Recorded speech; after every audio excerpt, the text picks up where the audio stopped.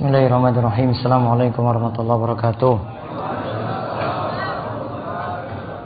Alhamdulillahirabbil alamin wassalatu wassalamu ala asyrafil anbiya wal mursalin nabiyina Muhammadin wa ala alihi washabbihi wasallam. Puji syukur kita panjatkan pada Allah, salawat dan salam semoga tercurah pada junjungan kita Nabi besar Nabi Agung Muhammad sallallahu alaihi wasallam. Baik, ikhwan fillah wa akhwati fillah rahimani wa rahimakumullah, pada kesempatan pagi ini kita akan mengawali kajian hadis Arba'in An-Nawawiyah. Insyaallah nanti akan dibuat dalam 42 sesi. Kita akan bahas hadis satu persatu secara ringkas. Namun sebelum kami mulai, nanti ada aturan-aturan. Yang pertama, karena ini kepentingan orang banyak, nanti selama kajian AC tetap akan nyala. Bagi yang tidak kuat AC, nanti bisa berada di bagian luar masjid, karena untuk mengkondisikan kondisi di sini tidak ada jendela, ini ruangan ber AC, maka AC tetap dinyalakan terus. Yang tidak kuat dengan AC atau dalam keadaan flu nanti bisa di luar. Dan mohon tidak memakai remote untuk mematikan AC atau aplikasi di HP untuk mematikan AC. AC tetap dinyalakan sesuai dengan kondisi ruangan. Terus yang kedua, nanti ada break dan waktu istirahat sesuai dengan jadwal nantinya, kecuali nanti setiap hadis nanti saya berhenti sedikit, baru kemudian kita lanjut pada hadis berikutnya lagi. Paling istirahat cuma ya setengah menit sampai 1 menit. Kemudian nanti untuk yang putra, karena tempatnya sempit, nanti untuk setelah break sesi istirahat, nanti meja dikumpulkan kembali, biar kondisi lebih luas ketika duduk dan nanti tidak menghalangi yang lainnya ketika jalan. Ya, tidak menghalangi yang lainnya ketika jalan. Dan ada kameramen juga di belakang yang butuh bolak-balik sehingga tidak menghalangi di jalan, kecuali yang dibutuhkan seperti yang di belakang untuk kebutuhan kamera. Kecuali untuk ibu-ibu di bawah. Ibu-ibu di bawah tempatnya masih luas sehingga masih boleh menggunakan untuk tempat tadi. Lalu untuk materi saya sudah ringkaskan, ada di Telegram. Saya sudah sampaikan di grup. Nanti bisa dibuka di Telegram. Jika tidak ingin catat, ada materinya saya ringkaskan, namun baru hadis nomor 6 saya ringkaskan terus nanti mudah-mudahan sampai hadis 42. Saya ringkaskan dari kitab Khulasa al-Fawaid wa al-Qawaid min Syarah al-Arba'in An-Nawawiyah karya Syekh Abdullah Al-Furaih hafizahullah. Saya sarikan satu persatu dari buku beliau karena buku beliau yang paling ringkas membahas masalah hadis Arba'in Nawawiyah. Nanti ada faedah dan kaidah-kaidah fikih. Lalu nanti matannya saya ambil dari langsung matan bersanad dari guru saya Syekh Shalih Al-Utsaimin. Nantinya saya bacakan satu-satu hadisnya, lalu terjemahannya nanti di buku yang para peserta punya, buku pegangan, buku kecil. Ya, nanti bisa dilihat dari buku untuk terjemahannya. Hadisnya saya baca langsung dari sanad yang saya peroleh dari Syekh Shalih Al-Utsaimin. Baik, kita mulai dari hadis pertama. Lihat di buku terjemahan dari hadis pertama. Bisa dilihat hadis ke-1, setiap amal tergantung pada niatnya. Setiap amal tergantung pada niatnya. An Amirul Mukminin Abi Hafsin Umar bin Khattab radhiyallahu anhu qala sami'tu Rasulullah sallallahu alaihi wasallam yaqul innamal a'malu binniyati wa innamal likulli imri'in ma nawa faman kanat hijratuhu ila Allahi wa rasulihi fa hijratuhu ila Allahi wa rasulihi wa man kanat hijratuhu ila dunya yusibuha aw imra'atin yankihuha fa hijratuhu ila ma hajara ilaihi. Rawahu Imam al-Muhadditsin Abu Abdullah Muhammad ibnu Ismail ibnu Ibrahim ibnu al-Mughirah ibnu Bardisbah al-Bukhari al-Ju'fi wa Abu Husain Muslim bin al-Hajjaj bin Muslim al-Qushairi an-Naisaburi fi sahihaihima allazainahuma as-sahhul kutubi musannafah. Lihat terjemahannya dari Amirul Mukminin Abu Hafs Umar bin Khattab radhiyallahu anhu, ia berkata, aku mendengar Rasulullah sallallahu alaihi wasallam bersabda, sesungguhnya setiap amal itu tergantung pada niatnya. Dan setiap orang dan sesungguhnya seseorang itu hanya mendapatkan sesuai dengan apa yang diniatkannya.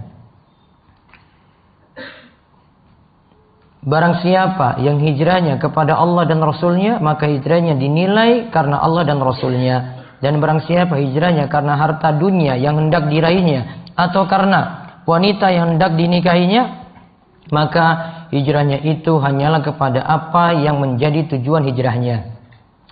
Diriwayatkan oleh dua imam ahlu hadis, yaitu Abu Abdullah Muhammad bin Ismail bin Ibrahim bin Al-Mughirah bin Bardisbah Al-Bukhari, di matan yang saya miliki Al-Ju'fi, ditambah Al-Ju'fi, dan Abu Husain Muslim bin Al-Hajjaj bin Muslim Al-Kushairi, di sini matan yang saya miliki An-Naisaburi, dalam kitab sahih keduanya yang merupakan kitab hadis yang paling sahih.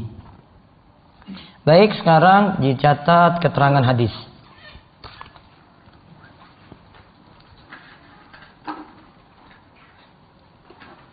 Dicatat keterangan hadis. Di situ ada pengertian niat, ada istilah niat. Niat adalah keinginan terkait dengan perbuatan.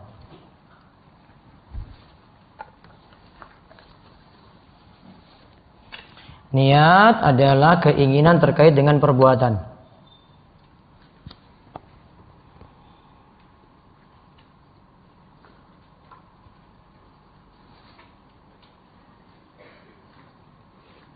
Kemudian ada di situ hijrah. Hijrah itu berpindah dari negeri kafir ke negeri muslim karena terancam gangguan. Berpindah dari negeri kafir ke negeri muslim karena terancam gangguan.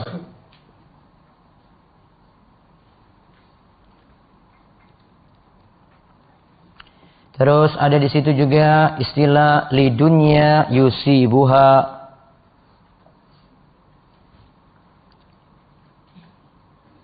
yaitu karena dunia yang ia inginkan. Lidunya yusibuha, karena dunia yang ia inginkan.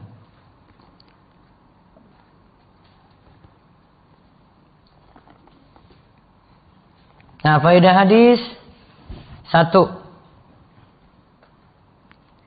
Disyariatkan niat dalam setiap amal.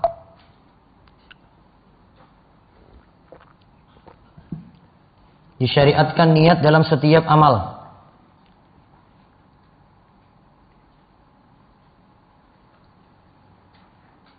2.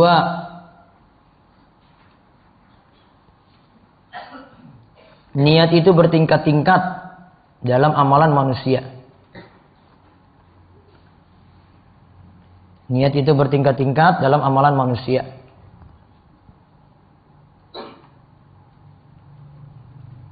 3. Keutamaan hijrah pada Allah dan Rasulnya. Keutamaan hijrah pada Allah dan Rasulnya. Maksudnya dengan niat ikhlas. Maka setiap amal juga kalau niatannya ikhlas juga punya keutamaan. Terus catat lagi kaidah dari hadis.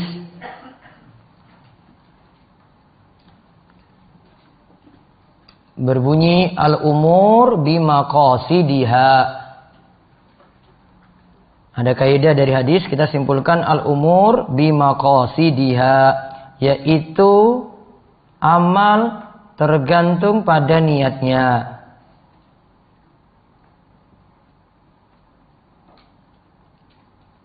Amal itu tergantung pada niatnya.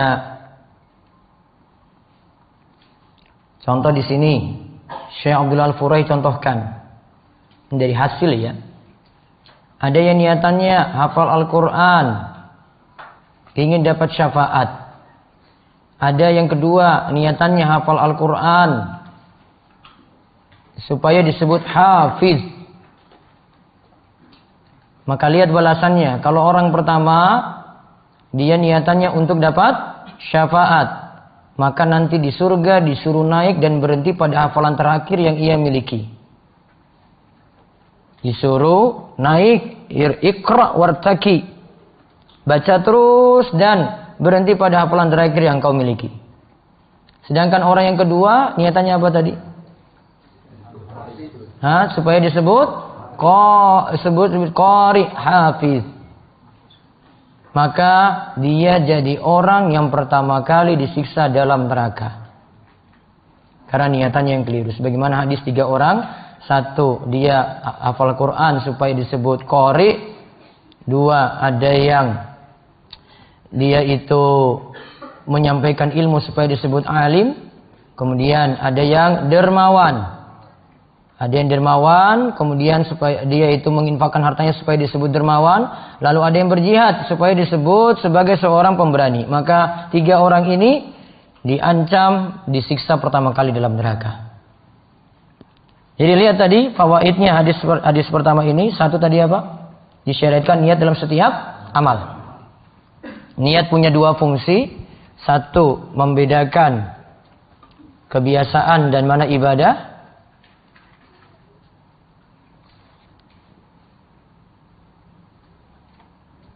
2, membedakan ibadah yang satu dengan ibadah lainnya.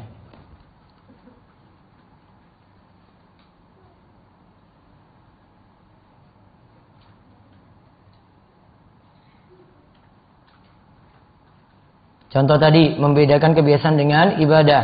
Mandi junub itu beda dengan mandi pagi. Dibedakan dengan apa? Niat. Contoh ibadah yang satu dengan ibadah yang lainnya. Sholat subuh yang wajib beda dengan sholat sunnah fajar. Sama-sama 2 rakaat padahal. Dibedakan dengan apa? Niat. Terus niat itu bertingkat-tingkat dalam amalan manusia. Ada yang niatannya ikhlas, pahalanya makin besar. Niatnya makin kurang ikhlas, pahalanya berendah. Tidak ikhlas sama sekali, tidak diberi ganjaran pahala. Kemudian disebutkan sini keutamaan orang yang berhijrah karena Allah. Maka setiap amal juga yang ikhlas karena Allah nanti dapat ganjaran yang lebih besar. Wallahu a'lam. Selesai hadis pertama. Break setengah menit.